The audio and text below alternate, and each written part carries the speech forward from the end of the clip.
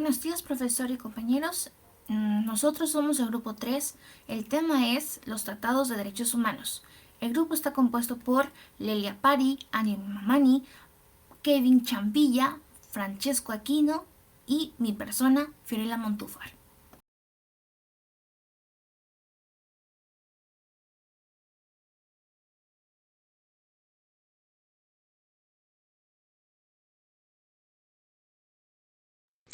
A través del tiempo hemos sido testigos de la evolución en materia de derecho internacional en cuanto a los derechos humanos, lo cual ha sido y es importante para la sociedad en todo el mundo. Estos no solo han quedado en acuerdos verbales en las grandes naciones, sino que se encuentran plasmados en instrumentos, a lo cual hoy conocemos como tratados.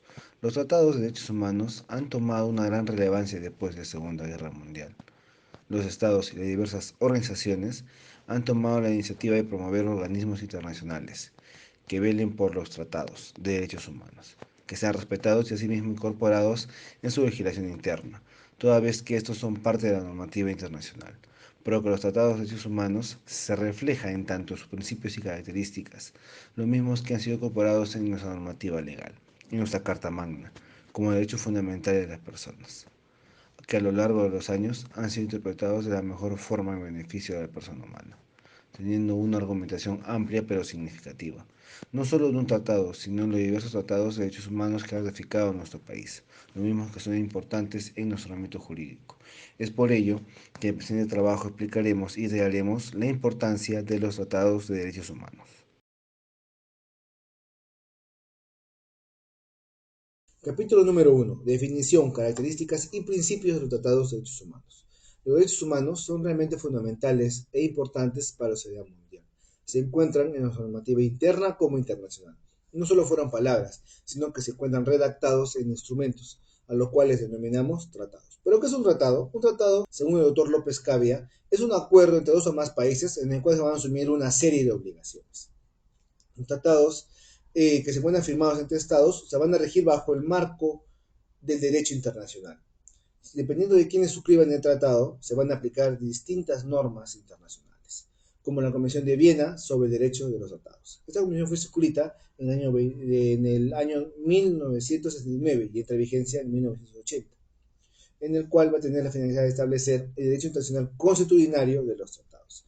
Pues el artículo número 2 señala que el tratado es un acuerdo internacional celebrado por escrito entre estados y que se encuentra regido por el derecho internacional, ya conste de un instrumento único o instrumentos conexos o cualquiera sea su denominación.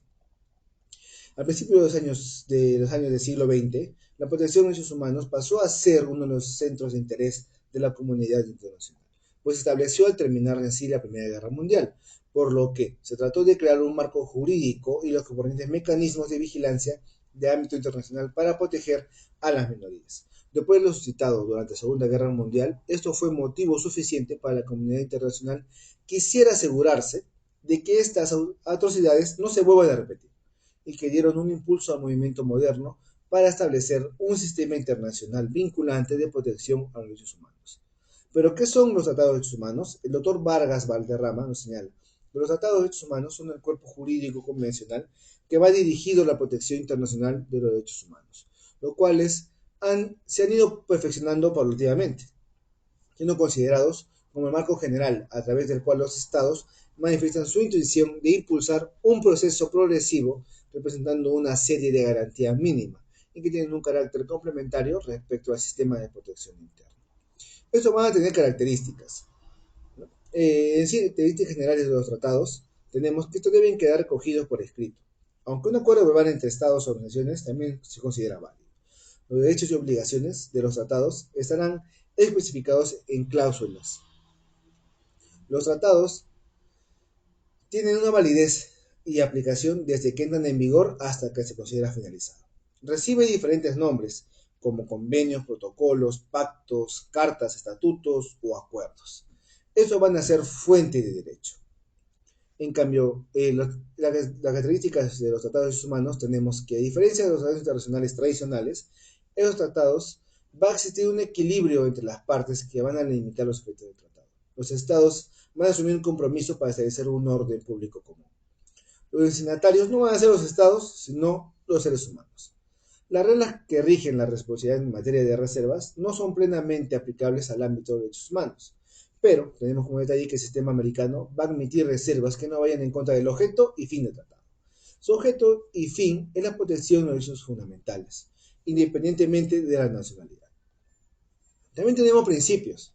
Como principios generales tenemos el Pacta Urbana, que es el pacto debe cumplirse. Eso establece que los tratados deben ser cumplidos, siendo considerado principalmente como el principio fundamental del derecho internacional.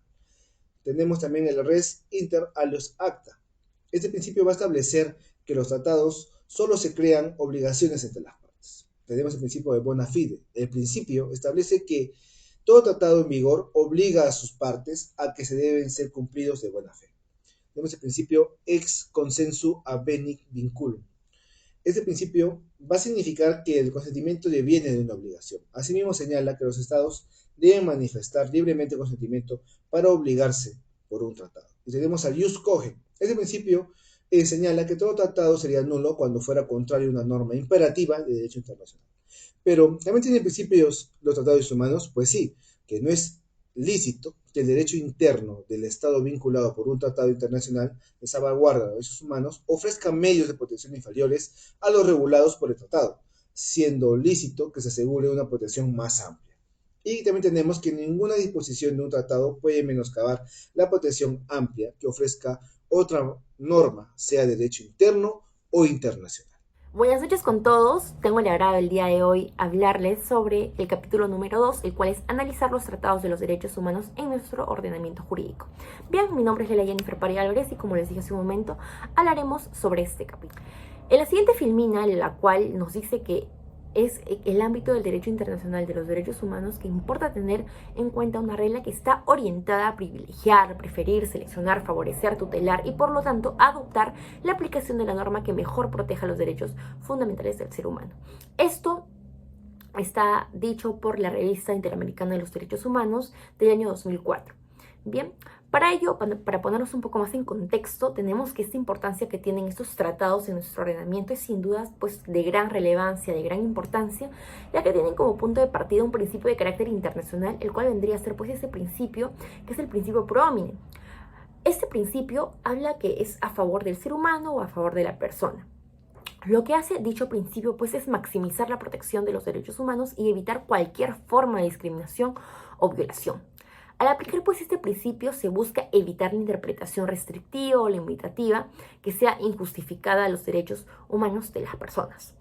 En lo cual podemos decir, en resumen, básicamente, que este principio destaca la importancia que tiene el hecho de poder interpretar, aplicar los derechos de manera amplia y favorable a favor, pues, de las personas con el fin de garantizar una mayor protección de sus derechos fundamentales y prevenir cualquier forma de discriminación o violación, como lo habíamos dicho hace un momento.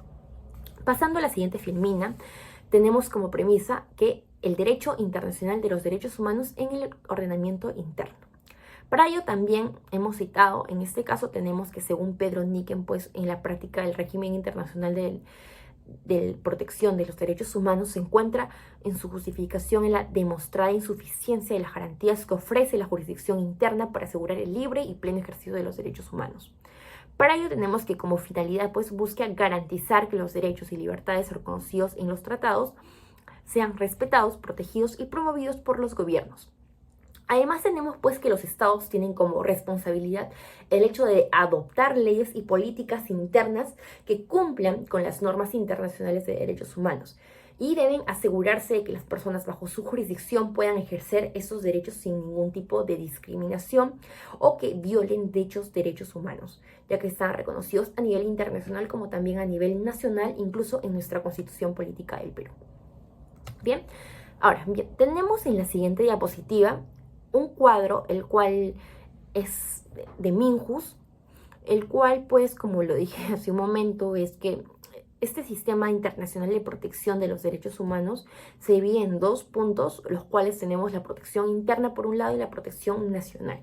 Bien, la protección internacional nos habla sobre a cargo de los organismos internacionales, el cual no es necesario mucho ahondar. Sin embargo, la protección nacional que está a cargo de las instituciones del Estado, en los cuales podemos incluso encontrar el Poder Judicial, el Tribunal Constitucional o también la Defensoría del Pueblo, entre otros. Eso sería todo por mi parte. Tengo el agrado de pasar la batuta a mi siguiente compañero. Continuando con la exposición, tenemos el capítulo 3, que vamos a abarcar sobre el análisis de los principios de interpretación de los tratados de los derechos humanos. En la siguiente diapositiva van a ver la conexión directa que tiene la interpretación con los principios. Vamos a empezar por la interpretación. La interpretación se le conoce como la explicación o declaración de los derechos humanos para que se les atribuya el sentido que debe de emanar. Por otro lado, tenemos los principios, que son aquellas directrices que porque son la base de un tema referido, en este caso de los derechos humanos, donde se va a notar la coherencia expuesta para su uso eficaz. Siguiente, tenemos la clasificación de interpretaciones, donde estamos abarcando 3.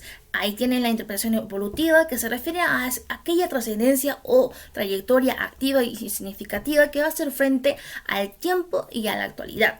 También tenemos la interpretación humanitaria, que se inclina a la priorización de protección, también a la prevención y para que alivie a la humanidad con criterios establecidos. También tenemos la interpretación restringida, que se le conoce como limitativa, que va directo a lo que busca. Es el fin más notorio, puesto que es el más corto.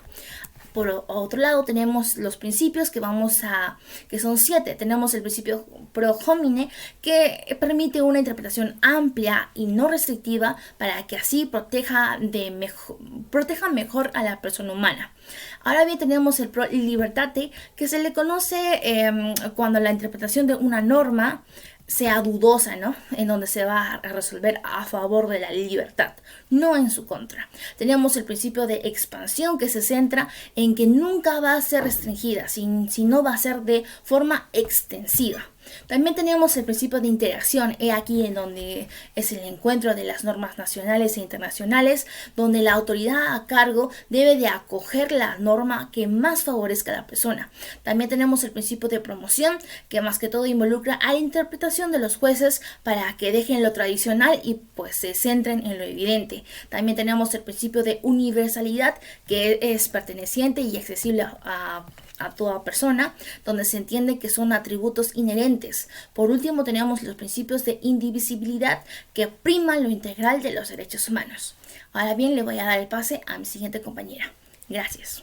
Continuando con la exposición, vamos a proceder a tratar acerca de los principales tratados internacionales, comenzando con uno de los más importantes y uno de los más conocidos. Viene a ser la Declaración Universal de Derechos Humanos, el cual fue firmado el 10 de diciembre de 1948 por la Asamblea General de las Naciones Unidas.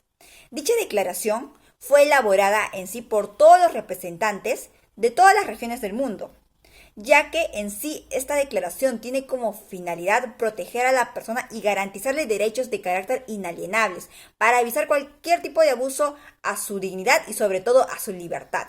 Es por eso que dentro de esta declaración están albergados de todo tipo, derechos tanto de índole económica, sociales, políticos, culturales y cívicos, que sustentan una vida sin miseria y sin temor. Asimismo, se tiene como visión primordial el luchar por la dignidad humana, es decir, que toda persona por el simplemente hecho de ser considerado un ser humano debe adherirse a todos los derechos que están contenidos dentro de la Declaración Universal de Derechos Humanos. Siguiendo, vamos a proceder con lo que es la Convención sobre la eliminación de todas las formas de discriminación contra la mujer, el cual viene a ser otro tratado internacional importante, el cual fue firmado y surgió en el año 1979, el cual fue adoptado por las Naciones Unidas, en vista de proteger tanto a las mujeres y niñas que sufrían distintos tipos de discriminación y maltrato por su condición de tal. Es por eso que la finalidad de esta convención fue la de erradicar todo tipo de violencia basado en género. Sobre todo porque hubo una gran preocupación en el hecho de que habían culturas o habían creencias de que se pensaba de que las mujeres solamente estaban para tener hijos o para servir y se consideraba un ser débil, lo cual causó bastante malestar y a la vez preocupación que llevó a fomentar y a firmar a los estados parte esta convención, el cual tiene como finalidad, como punto focal, a la mujer y su protección y evitar cualquier tipo de abuso o acto discriminatorio. Es por eso que también me centro bastante en el artículo 4 de la CEDAW, por sus siglas en inglés, el cual establece que todo estado parte debe adoptar medidas especiales incluso las contenidas en la presente convención, con la finalidad de encaminar a proteger la maternidad, el cual no debe ser motivo de discriminación. Y así como mencioné, también se busca prevalecer y proteger a la mujer de cualquier tipo de abuso o acto violento por su condición de mujer. Paso a lo que es la Convención Internacional sobre la protección de los derechos de todos los trabajadores migratorios y de sus familias, el cual fue adoptado el 18 de diciembre del año 1990 y entrando en vigor en el año 2003, teniendo como base los textos de la OIT exactamente en el texto número 93 y el 197 y 143. Esta convención consta en total de 9 partes, en las cuales se va a buscar garantizar el derecho del migrante y de sus familias. Asimismo, se va a buscar acabar con todo tipo de discriminación, de acto xenofóbico hacia los migrantes, el cual también se encuentra respaldado por el artículo 7 que está dentro de esta convención, como un punto principal, ya que se busca, marcar un cambio y hacer que los estados que forman parte o que hayan ratificado esta convención establezcan medidas para salvaguardar el derecho de estas personas, debidamente muy aparte de su condición de migrantes, porque muy aparte de ser migrantes también son seres humanos, por lo tanto también debe protegerse su dignidad como personas. Asimismo, la finalidad de esta convención está en generar un marco político interno, de ella que los estados que forman parte de esa convención establezcan medidas para asegurarse que los trabajadores migrantes estén en condiciones laborales aceptables y evitar cualquier tipo de abuso o explotación, y asimismo sancionar a aquellos empleadores que contraten a migrantes en condiciones irregulares, y asimismo sancionar a aquellas personas que estén detrás del tráfico de migrantes, el cual es un peligro que sufren estas personas. Bueno, continuando con la exposición, llegamos al capítulo número 5, que es el caso práctico, donde vamos a analizar, precisar la importancia de estos tratados internacionales y cómo influyeron al momento de emitir una sentencia en contra de Alberto Fujimori, y cómo precisamente esto fue valorado en el proceso de extradición con Chile. Tenemos dos casos importantes, el caso de Barrios Altos y el caso de La Cantuta. El caso de Barrios Altos es un caso muy conocido a nivel nacional que creó indignación sobre el gobierno precisamente en el cual ocurrieron los hechos. En este caso fue una reunión social, una apoyada, en la cual intervino este grupo paramilitar llamado Grupo Colina, ¿no? En este caso fueron miembros del ejército peruano, el cual perpetraron una masacre. Ellos estaban vestidos de civil y ingresaron al edificio donde se estaba llevando esta reunión social para luego indiscriminadamente asesinar a todos los asistentes. Luego vamos a la siguiente diapositiva. Tenemos el caso de La Cantuta, un caso también muy conocido y donde también intervienen este grupo paramilitar. En este caso ingresaron a la universidad y con la excusa de que ellos estaban colaborando con el grupo guerrillero de Sendero Luminoso, los secuestraron, los torturaron para posteriormente darle muerte y enterrarlos en una fosa clandestina. Ahora, estos dos casos son importantes ¿a razón de qué? A razón de que precisamente gracias a un tratado internacional que es la Convención Americana de Derechos Humanos y a través de la Corte Interamericana se efectiviza lo que es la protección de estos derechos. ¿A razón de qué? A razón de que esta misma Corte jugó un papel muy importante para poder conocer los hechos que se habían revelado, ¿no? En este caso, la Corte Interamericana jugó un papel al momento de recibir las denuncias, los testimonios de las víctimas, de los familiares, para llevar investigaciones exhaustivas sobre los hechos y las responsabilidades que tenía el gobierno sobre las graves violaciones a los derechos humanos. En este caso tenemos dos sentencias, ¿no? De estos dos casos se emitió sentencias, los cuales el punto esencial de estas sentencias fue se determinó que habían graves violaciones a los derechos a la vida, a la integridad personal, a las garantías judiciales y a la protección judicial. Ciertamente estas sentencias responsabilizaron al gobierno peruano de perpetrar las mismas. ¿Y qué pasó? Alberto Fujimori fugó durante esa época y al momento de ser enjuiciado durante el Perú, escapó de la justicia. Luego llegó a Chile, donde precisamente fue materia de una extradición precisamente por los crímenes que había cometido. En este caso tenemos el proceso de extradición, ¿no? ¿Qué valoración tuvo la Corte Suprema en este caso al momento de evaluar la extradición de Alberto Fujimori y cómo o qué implicancia tuvo precisamente los crímenes que habían cometido durante su gobierno? En este caso tenemos que, si bien es cierto, el Perú había firmado un tratado de extradición entre Perú y Chile durante 1993, el cual se establecía una serie de requisitos, ¿no?, para poder admitir a trámite este proceso de extradición. Se tiene que al momento de evaluar la extradición, la Corte Suprema como tal de Chile no evaluó precisamente lo más importante, que era la violación de derechos humanos. En su sentencia tenemos que la Corte evaluó mucho más el proceso de extradición como tal, sujetándose a las normas precisas y no valorando precisamente tanto la sentencia de la Corte Interamericana como las graves violaciones que se habían cometido durante el mismo gobierno. Se precisaron solo se enfocaron solo en el proceso de extradición, si es que se cumplían las condiciones para poder precisamente ser Alberto Fujimori extraditado, y no valorar precisamente los derechos que se habían violado durante su gobierno, ¿no?, los crímenes que se habían cometido. En este caso es algo muy crítico que se tiene que tomar a razón de que la Corte Suprema no menciona precisamente estos crímenes de lesa humanidad cometidos por Alberto Fujimori en el momento de su fallo, y solo se basa en el proceso de extradición como tal. Como primera conclusión tenemos que los tratados son instrumentos de gran importancia para los países a nivel mundial.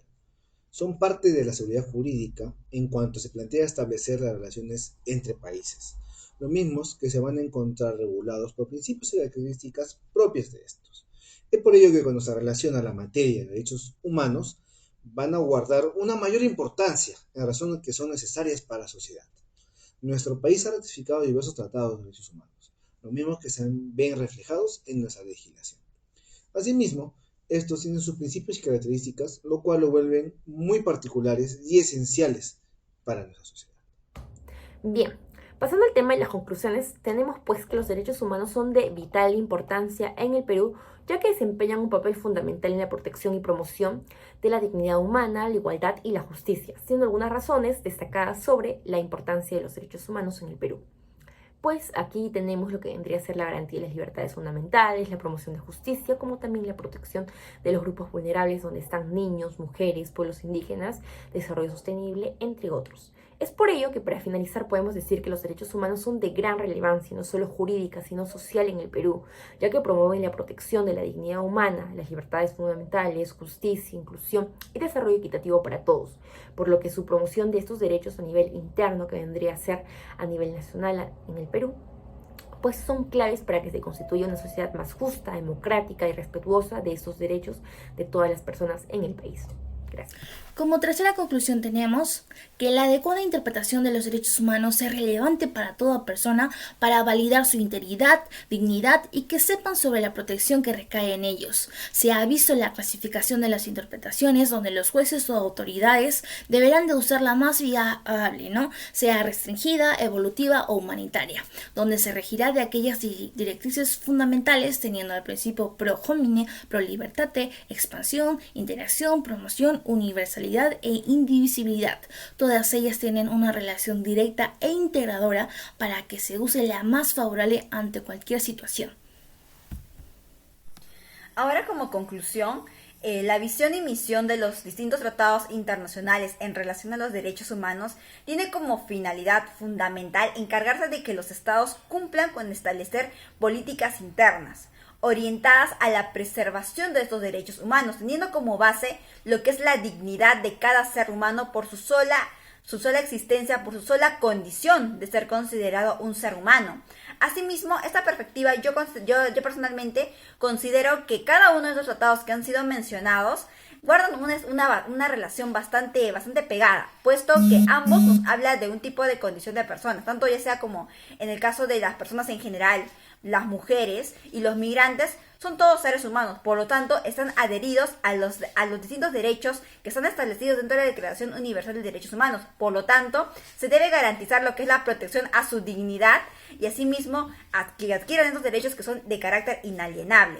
Y asimismo garantizar lo que es su protección por todos los países, parte de los distintos tratados internacionales, buscando garantizar su seguridad y derecho a una vida digna, en paz y con lo más importante y más valioso que viene a ser la libertad.